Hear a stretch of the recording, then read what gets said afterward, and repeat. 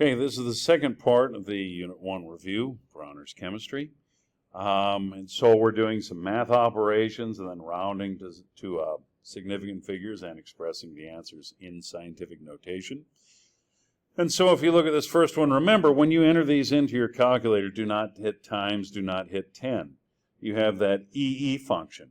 Okay, usually it's going to be a button right above the 7 on your calculator. It may be the second function above number 7. That's if you have a Texas Instrument calculator. If you have a Casio, it may be like an EXP or a like times 10 to the X or times 10 to the N button. It may be just adjacent to your decimal button on the calculator. But if you don't know how to use your machine, come show me and I will show you how to use it. All right, so for number 1, we're going to multiply these two numbers together. 2 times 10 to the 9th times 4 times 10 to the 3rd. And so, basically punch those into your calculator, and it's going to give you 8 times 10 to the 12th. Notice you have one sig fig here, one sig fig here, one sig fig here. That is your answer. For number 12, 6.2 times 10 to the negative 3rd.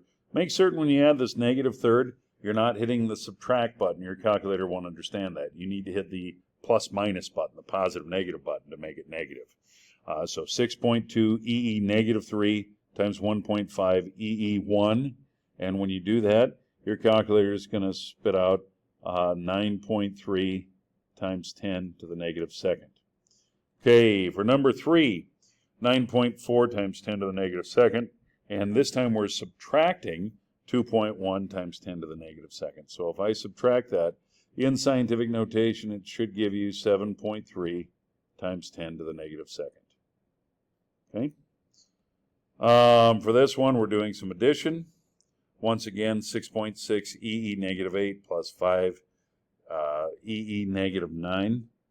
And so when you do that, it should be 7.1 times 10 to the negative 8th. Okay, for number 5, you're doing some multiplication and then division. So we're going to take this, you're going to say 3.8 EE negative 3 times 1.2 EE 6. You're going to take that answer and divide by 8 EE4. And so when you do that, your calculator is going to spit out 0.057. Notice we have 2 sig figs here, we have 2 sig figs here, and 1 here, so we have to round this to 1. So it becomes 0.06. And because it wanted it in scientific notation, you're going to have to write that as 6 times 10 to the negative 2nd. Okay, now we're reading some instruments. And so looking at this, so this is a ruler, obviously. Okay, and the number of sig figs you can measure on it. So remember, there's no moving parts. So you must estimate 1 decimal place past the smallest unit marking. So if you look at this, so these are centimeters. That means these little graduates are tenths of a centimeter. Okay, and so when we look at this, because it's marked in tenths, that means we have to go 1 past the tenths place, which is the hundredths. And so in looking at this, here we go. We're looking at this guy. We're going to measure, just here to the end. And so here's 1, 1.1, 1.3, 1.5, 1.6, 1.7. There's 1.8. Maybe you think it's exactly with 1.8. If you think it's exactly 1.8, it has to say 1.80. Maybe you think it's a little longer, 1.81. Maybe you think it's just shy, 1.79. All of these measurements are acceptable, okay, because it's right around the 1.8. What is not acceptable is this. You cannot say 1.8 centimeters, because that is implying that you had a mark here at 1 and a mark here at 2, and then none of these marks in between. You thought it was roughly 80%. That's not the estimate. Like, we can tell it's really close to the 8. So the estimated digit is the hundredths place. So any of these are acceptable, not acceptable. Okay, this is a graduated cylinder. Okay, once again, no moving parts, so we're doing an estimate. Remember, you read here from the bottom of the meniscus, the bottom of that little lens-shaped depression.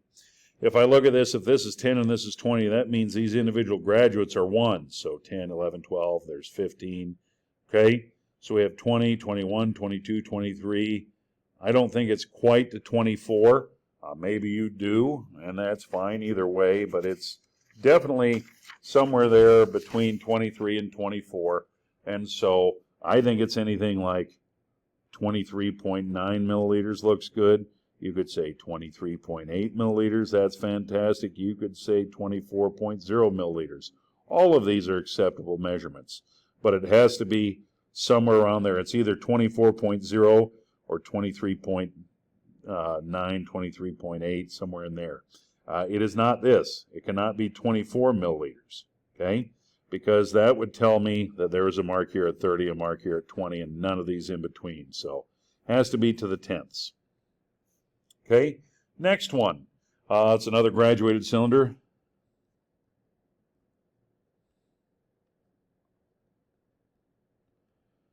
Okay, in this one, it looks like it's marked, if this is 6 and this is 7, that means these are tenths of a milliliter.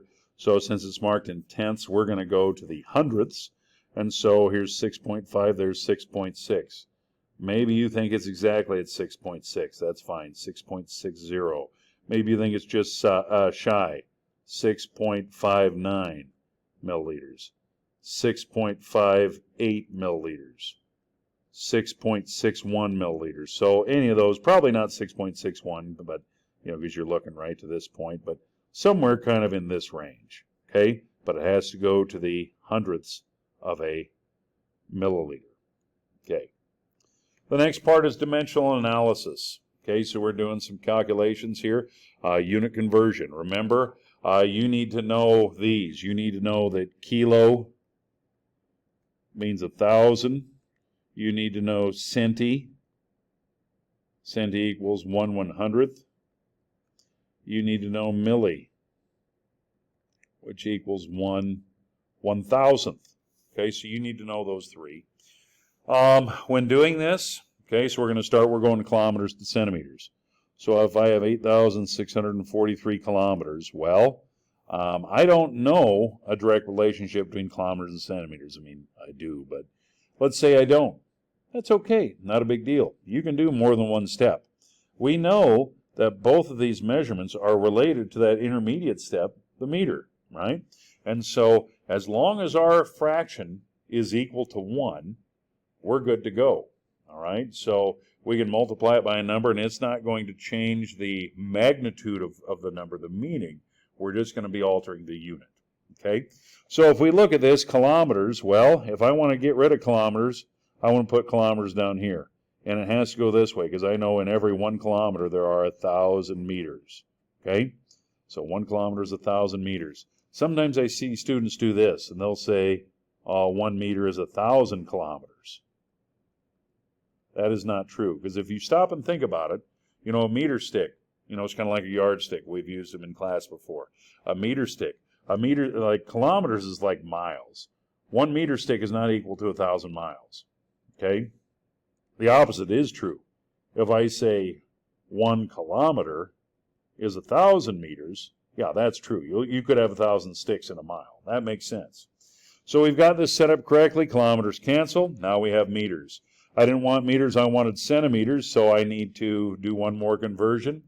Okay, well, we know that centi means 1/100th, so I know in 1 meter there are 100 centimeters.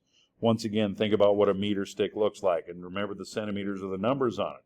There are 100 numbers in that meter, so that's kind of how that functions. Meters cancel. I'm now to the unit centimeters. I'm ready to solve.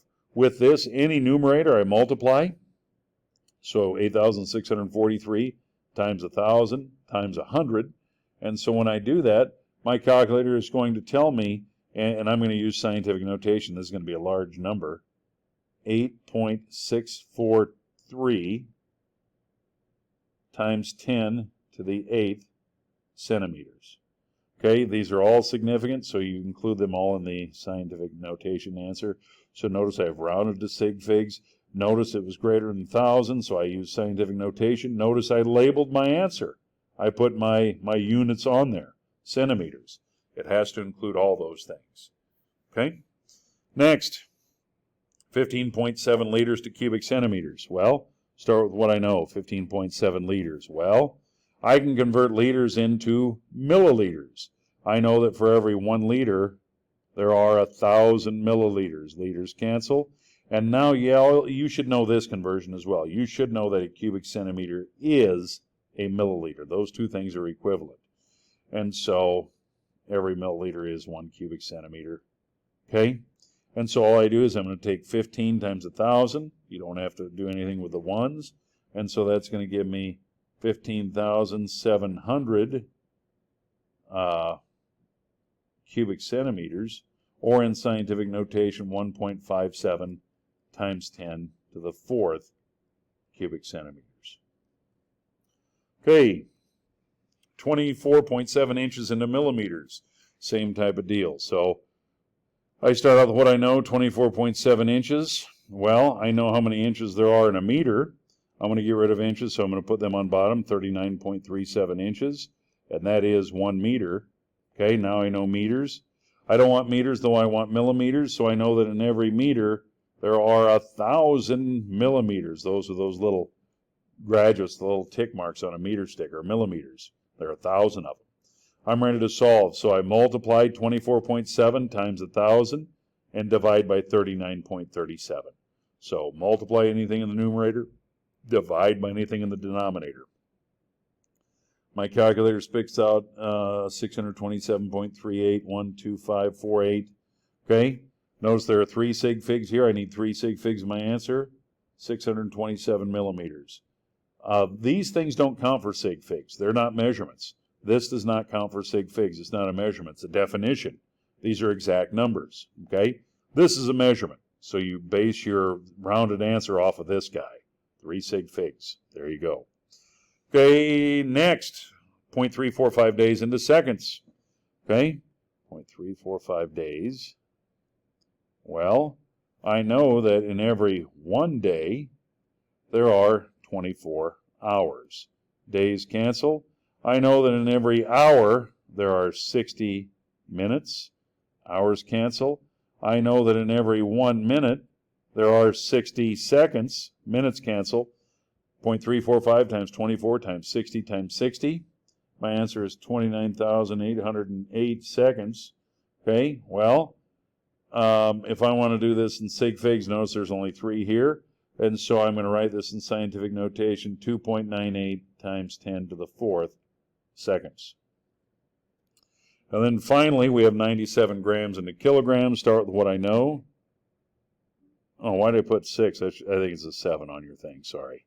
So 97 grams. 97 grams, well, I know that in every 1 kilogram, there are 1,000 grams. Kilo means 1,000. Grams cancel. 97 divided by 1,000, it's going to be 0.097 kilograms. Or if you write it in scientific notation, 9.7 times 10 to the negative 2nd kilograms. Either one is acceptable. 2 sig figs because you have 2 sig figs here.